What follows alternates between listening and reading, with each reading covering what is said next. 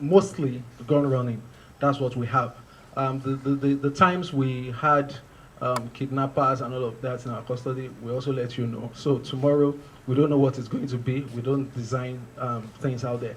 And that's why we don't also try to tinker with what we have to force it to look random. It is what it is. So that's how it came this time around. But like I said, I'm going to make this available. You would see that some suspects we have in custody too are actually involved in kidnapping.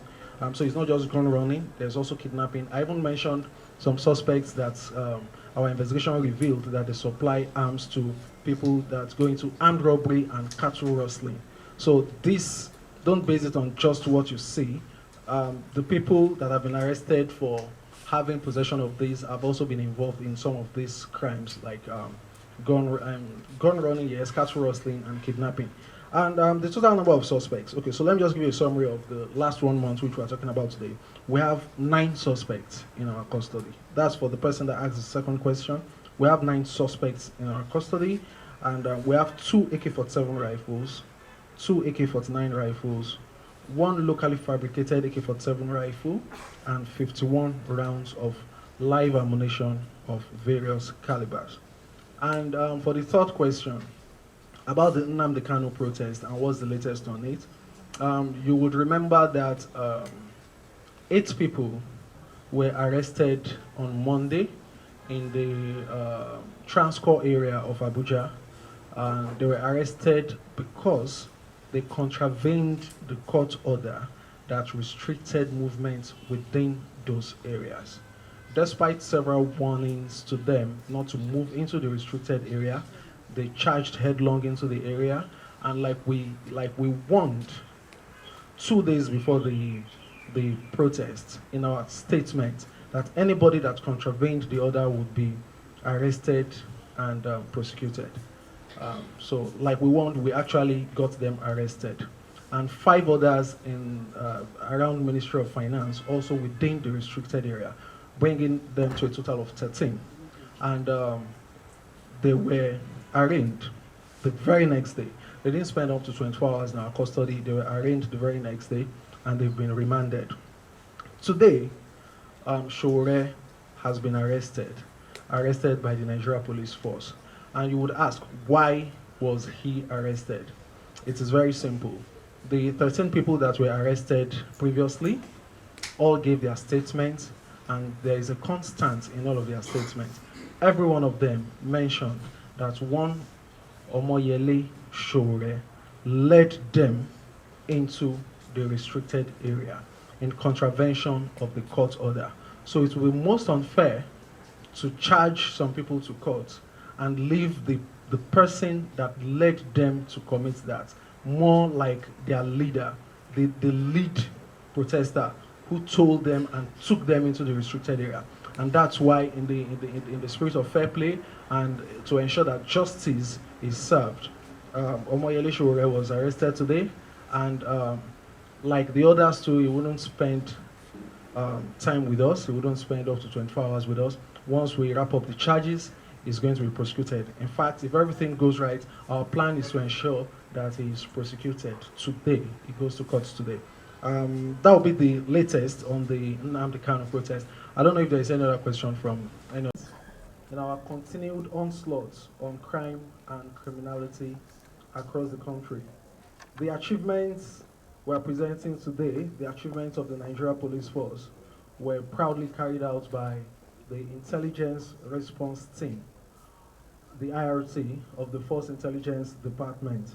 And this is in furtherance of the charge of the Inspector General of Police, IGP Kayode Adeoluwagbetokun, PhD, NPM, to officers and men of the force to ensure that crime is brought to the barest minimum.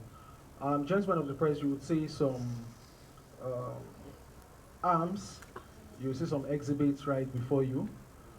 These are exhibits that have been recovered in the course of investigation being carried out by the IRT. And today, right in front of you, in the past month, this period covers, the period is over a month, just about a month. So right before you, you will see 7 AK-47 rifles, 2 AK-49 rifles, 5 pump-action rifles, 15 magazines, 1 locally fabricated AK-47 rifle, 1 locally fabricated shotgun, 1 locally fabricated pistol, 1 axe, 6 machetes, 615 rounds of live ammunition of various calibers, and 14 expended cartridges. That's for a period covering a month. But particularly, we have 5 cases, 5 interesting cases we are highlighting today. We'll definitely make the text available to gentlemen of the press immediately after this briefing. First, we have a case of arrest of suspected gun runners. And in this particular case, men of the IRT swung into action after receipt of credible intelligence sometime in August. And this led our operatives into Nasarawa State and Plateau State. And this also led to the arrest of one Bello Lado, aged 40, Jafar Adam, aged 25, Adamu Yusuf, aged 46, and Yusuf Ibrahim, aged 52. And also recovered from these suspects are 2 AK-47 rifles and 21 rounds of live ammunition. The suspects, after being found in possession of these exhibits and arms and ammunition, are assisting in our ongoing investigation to get other members of their syndicates arrested and recover other weapons in their possession. So we can assure you that investigation is ongoing, and definitely they will be arraigned, charged to court at the conclusion of investigation. Case number 2 here today is also a case of a suspected arm dealer. This time his name is Alaji Bature Manya, aged 46. And we found in his possession 1 AK-47 rifle with magazine. Also, this was acting on, this time around, a petition from concerned citizens of Nasarawa State. And this brings to the fore the importance of members of the community to work together with their police. This was made possible. This suspect is in our custody, and 1 AK-47 rifle has been taken out of circulation.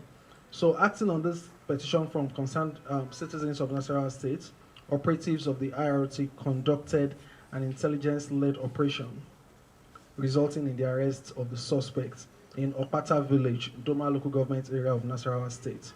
The suspect is in our custody. Investigation is actively ongoing, and we can assure Nigerians in general and the people of Nasarawa State in particular that justice will definitely be served. We also have another case here, case number 3, very similar, arrest of a suspected arms supplier. The suspect in this case is Yunana Ilya, aged 34. And this happened on September 27 at about 11 a.m. Operatives of the IRT, acting on intelligence, arrested the suspect in Kanrafi Village, Kaduna State.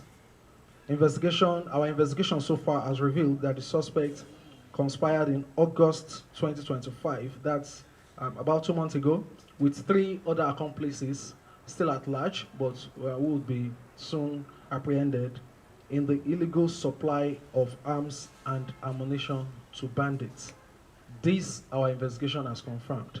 The suspect in our custody is, well, until his arrest, was an active supplier of arms and ammunition to bandits. So we are proud to say that we have cut the supply chain of bandits with this arrest to some extent, and efforts are on, efforts in top gear to arrest all of his associates that are still out there.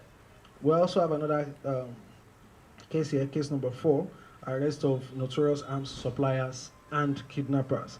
We have 2 suspects for this particular case. We have Yusuf Musa, aged 37, and Muhammadu Jafar, aged 50.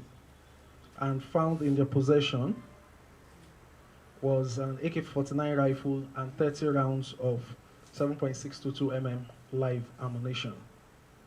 This also happened in the month of September 18, 2025 at about 11 a.m. Also, following credible intelligence, operatives of the IRT arrested these two notorious dealers, this time in Taraba State. Investigations revealed that the suspects are of a network supplying arms to criminal gangs across Plateau, Bauchi, Gombe, Taraba, and Benue states. So I think this should be some sort of relief for residents of this area, these areas mentioned, to know that we are working actively to stem the tide of banditry. We have some suspects in custody and recovered from them, like I said earlier, AK-49 rifle and 30 rounds of ammunition.